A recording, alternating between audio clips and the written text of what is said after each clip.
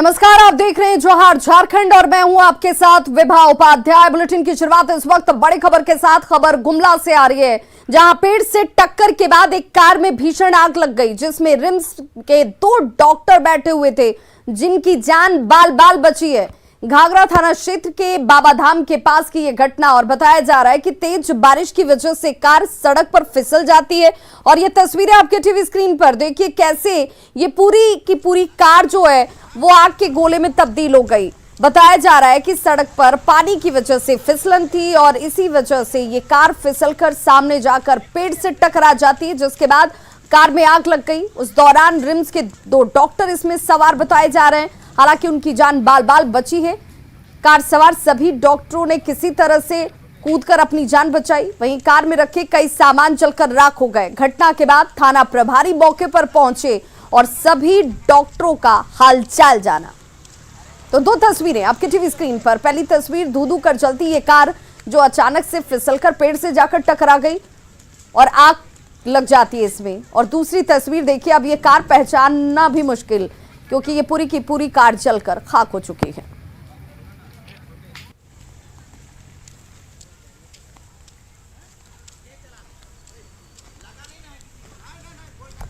बोकारो में जिला अध्यक्ष के लिए नामांकन के दौरान दावेदार आपस में ही भिड़ गए। इस दौरान जहां अफरा तफरी का माहौल देखा गया, वहीं कांग्रेस की तरफ से किए जा रहे अनुशासन की पोल खुल जाती है। आपस में ही कांग्रेस नेता भिड़ जाते हैं। दरअसल कांग्रेस के राज्य सहायक निर्वाचन पदाधिकारी भावेश चौधरी सेक्टर 4 के पार्टी ऑफिस पहुंचे हुए थे, जहां जिला अध्यक्ष के दावेदारों ने अपना नामांकन भरा। नामांकन फॉर्म जमा करने के दौरान कांग्रेसी आपस में ही उलझ गए। जानकारी के मुताबिक जिला अध्यक्ष पद का एक उम्मीदवार कई बार कार्यालय के अंदर जाकर भावेश चौधरी से मिलकर अपनी बात रखने का काम कर रहा था, और इसी दौरान एक कांग्रेसी ने इसका विरोध करना शुरू कर दिया।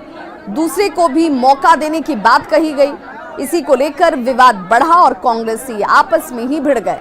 बाद में दूसरे कांग्रेसियों ने बीच बचाव कर किसी तरह से मामले को शांत कराया है। इस दौरान सभी प्रत्याशी शक्ति प्रदर्शन में जुटे नजर आए। और ये तस्वीरें देख लीजिए, कांग्रेस ऑफिस में कैसे आपस में ही ये कांग्रेसी नेता जो हैं वो उलझ जाते हैं। बीच बचाव कर बड़ी मुशक्कत के बाद से कांग्रेसी दूसरे नेताओं की तरफ से मामले को शांत कराया गया।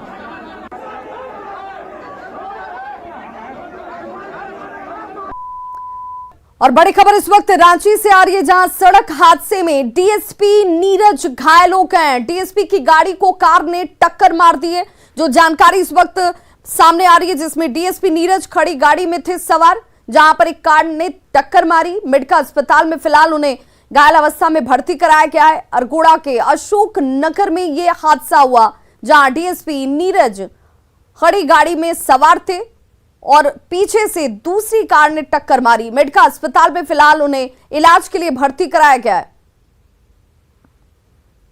तो अरगोड़ा के अशोक नगर की यह घटना, जहां पर डीएसपी हादसे का शिकार हो गए। डीएसपी नीरज घायल बताए जा रहे हैं। सड़क हादसे में वो घायल हुए हैं। डीएसपी की गाड़ी को कार ने पीछे से टक्कर मारी, जिस दौरान वो जख्मी हुए हैं।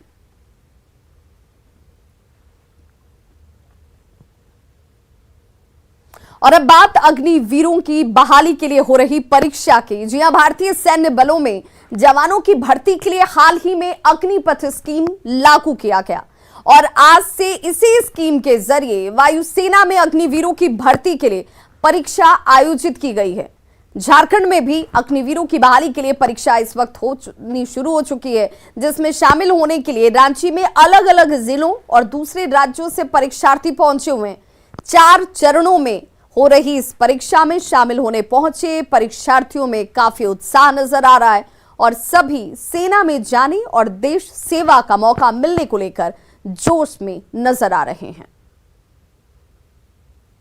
अग्निवीर वायुसेना परीक्षा की आगाज भारत भर में हो गया। बता दें कि भारत के अलग अलग हिस्सों में आज 24 जुलाई से परीक्षा की शुरुआत हो गई है। वहीं इसको देखते हुए झारखंड में भी काफी हलचल है। परीक्षा का पहला दिन है और राज्य के बाहर और राज्य के अंदर के कई जिलों से लोग यहां पर आए हैं परीक्षा देने के लिए और किसी को दिलवाने के लिए। आइए इनसे ही बात करते हैं कि किस तरीके का भाव है। सेकेंड शिफ्ट में इनकी एग्जाम होने को है। कहाँ से आ रहे हैं? पलामू, झारखंड से। कितनी दिन की तैयारी है? 1.5 साल से। और अब जाके मौका मिल रहा है तो कुछ अलग सा कुछ महसूस? हाँ, महसूस तो हो रहा है, बहुत ज़्यादा खुशी हो रहा है कि इतना दिन के बाद मेरे को मौका मिला है और इस बार लगता है क्वालिफाई मैं कर जाऊंगा। क्वालिफाई कर जाएंगे। जोश है आप जैसे युवाओं में? हाँ, जोश तो है। आपका परिजन यहाँ पर आया है परीक्षा देने के लिए, कई समय के बाद मौका मिल पा रहा है, किस तरीके का आप लोग परिजन के तौर पर क्या है, यूथ को मौका मिल पा रहा है? जी, बहुत सालों के बाद ये वैकेंसी का अति हुआ है। बहुत देर साल से तो आ ही नहीं रहा था, उसके बाद आया तो उसके बाद भी थोड़ा कम सीट में आया। पहले 7-8 हज़ार में आता है लगभग, वही तो 3-3.5 हज़ार के बीच में आया है। तो वही 2 साल से तैयारी चल रहा था, अपने भाई के लिए दिलाने के लिए आया हम। और उत्साह है कि आपका भाई इतनी कम उम्र में भर्ती हो जाती है तो वायुसेना देश के लिए काम करेगा। जी, बहुत उत्साह है, इसीलिए जिद्दोजहद से हम लोग लगे हुए 2 साल से लगातार रात दिन पढ़ाई कर कर हम लोग आते हैं। कहाँ से आ रहे हैं? लातेहार से आ रहे हैं। क्या करते हैं आप? स्टूडेंट हैं। अपने भाई को आप ही सपोर्ट करते हैं? जी। तो एक ये सामने बहुत बड़ा मिसाल है कि झारखंड के अलग अलग जिलों से लोग आते हैं और एक दूसरे को लगातार इस परीक्षा तक पहुंचाने के लिए मदद कर रहे थे। बता दें कि 4 चरण में ये परीक्षा होना है। पहला ऑनलाइन टेस्ट, फिजिकल टेस्ट, उसके बाद लिस्ट आउट होगा, उसके बाद जो है एनरोलमेंट की प्रक्रिया शुरू होगी। कुल 3000 लगभग सीट्स इस परीक्षा के लिए दिए गए हैं। रूपाली त्रिपाठी, न्यूज़ 18, रांची।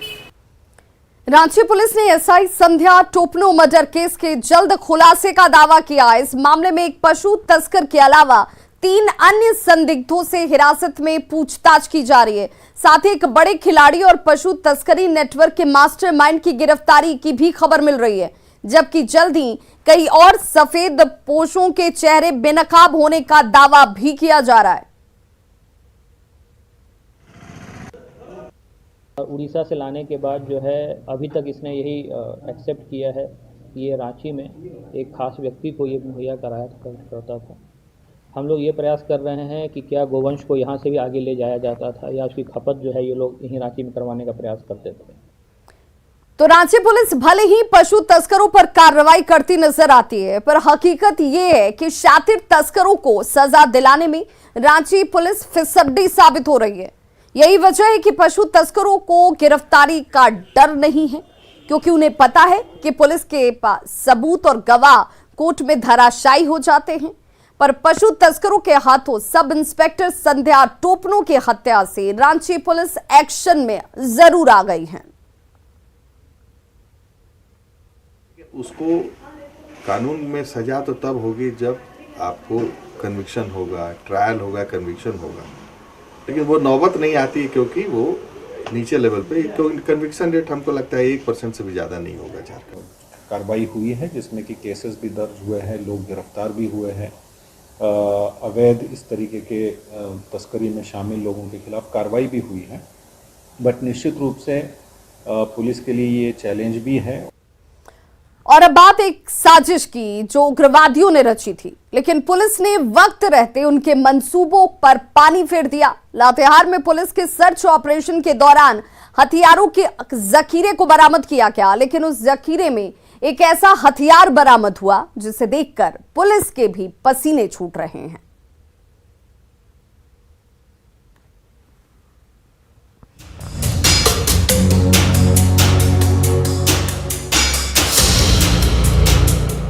नक्सलियों के पास से बरामद ऐसे हथियार और कारतूस तो आपने बहुत देखे होंगे,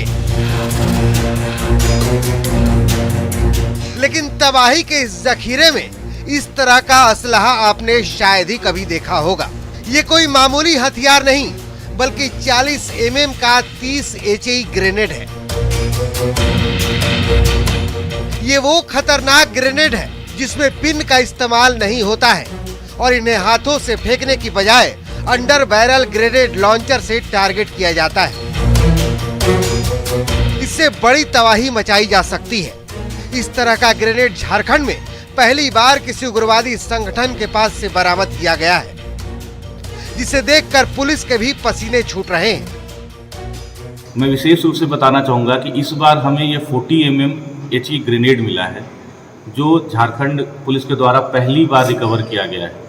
ये 40 mm जो HE ग्रेनेड है, ये एक अत्याधुनिक वेपन है और चूंकि ये काफ़ी शक्तिशाली विस्फोटक है, इसलिए इसका प्रयोग सुरक्षा बलों के खिलाफ संवेदनशील प्रतिष्ठानों के खिलाफ या सुरक्षा बलों के या किसी भी अन्य टारगेट व्हीकल के खिलाफ किया जा सकता है। सिर्फ ग्रेनेड ही नहीं बल्कि 7,322 कारतूस, एक देसी पिस्टल, 8 वॉकी टॉकी समेत काफी संख्या में खोखा और दूसरी चीजें बरामद की गई हैं। हथियारों का ये जखीरा लातेहार पुलिस ने प्रतिबंधित उग्रवादी संगठन टीएसपीसी के सक्रिय उग्रवादी आदेश गंझू की निशानदेही पर बरामद किया है। दरअसल जेएमएम के बालूमाथ प्रखंड अध्यक्ष दिलशेर खान की हत्या के बाद एसआईटी और एटीएस की टीम लगातार इस क्षेत्र में छापेमारी अभियान चला रही थी। इसी क्रम में ये बड़ी कामयाबी हाथ लगी है। रांची से न्यूज़ 18 के लिए ओम प्रकाश की रिपोर्ट।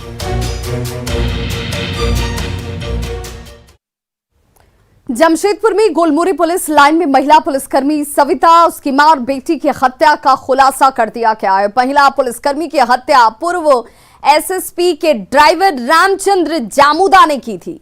जमशेदपुर एसएसपी ने त्वरित कार्रवाई करते हुए 13 घंटे में हत्या के आरोपी को हिरासत में लिया और जब कड़ाई से पूछताछ की गई तो आरोपी ने अपना गुनाह खुद ही कबूल कर लिया।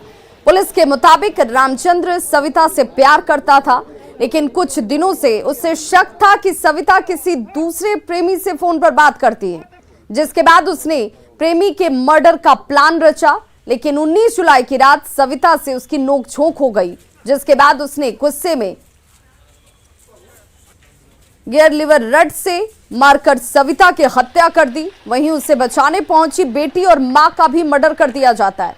सविता के परिजनों ने आरोपी को कड़ी से कड़ी सजा देने की मांग की है।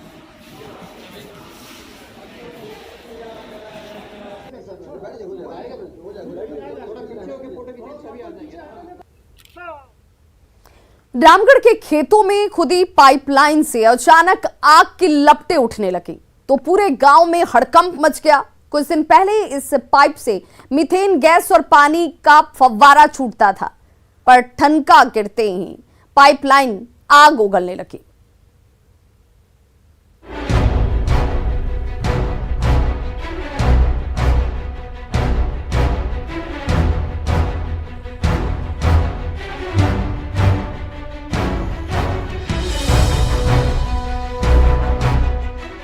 ये क्या गजब हो गया।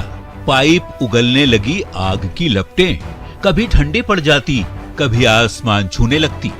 ये नजारा है मांडू के तितिर मरवा टोले का। खेत के बीचों बीच जो ये पाइप दिख रही है, उसे सालों पहले सीएमपीडीआई ने तब जमीन में गाड़ा था जब इस इलाके में कोयले की खोज हो रही थी। वही पाइप अब मांडू के अन्नदाताओं के लिए अभिशाप साबित हो रहा है। मीथेन गैस के प्रेशर से कुछ दिन पहले इस पाइपलाइन से जहरीला पानी निकल रहा था, लेकिन अचानक ठनका गिरा तो वो पाइपलाइन पानी की बजाय आग उगलने लगा। जिसने भी पाइपलाइन से आग की लपटें उठती देखी, कांपने लगा। ये लइयो गांव के तितरमरवा टोला का है। यहाँ सीएमपीडीआई की तरफ से बोरिंग होल करवाया गया था पानी निकासी के लिए, लेकिन भारी मात्रा में यहाँ मीथेन गैस के रिसाव के कारण यहाँ आग की लपटें निकल रही हैं। सालों पहले सीएमपीडीआई ने जब तितिर मरवा टोले का सर्वे किया तो उस समय जमीन के नीचे कोयला तो नहीं मिला, पर अब वहां मीथेन गैस का भंडार होने का अनुमान जरूर लगाया जा रहा है। उसी गैस के प्रेशर से कभी जहरीली पानी का फव्वारा छूटने लगता है तो ठनके के कहर से आग लग जाती है। इन खेतों में कभी हरी भरी फसल उगा करती थी, पर सीएमपीडीआई की लापरवाही और मीथेन गैस के कहर ने किसानों की मेहनत पर पानी फेर दिया। जो मिट्टी कभी सोना उगलती थी, वहां आग के कहर से मांडू के ग्रामीण भयभीत हैं। यहाँ कुछ देर पहले थंडरिंग के वजह से यहाँ आग पकड़ लिया चुका है और इसके वजह से यहाँ आसपास के इस गांव के निवासी भारी भयभीत हैं, बहुत डरे हुए हैं। मांडू की उर्वर धरती में खुदा बोरहॉल और उससे निकलने वाली आग की लपटों के चलते खेतीबाड़ी चौपट हो गई है, तो अन्नदाता अपनी धरती का हाल देखकर खून के आंसू रो रहे हैं। जावेद खान, न्यूज़ 18, रामगढ़।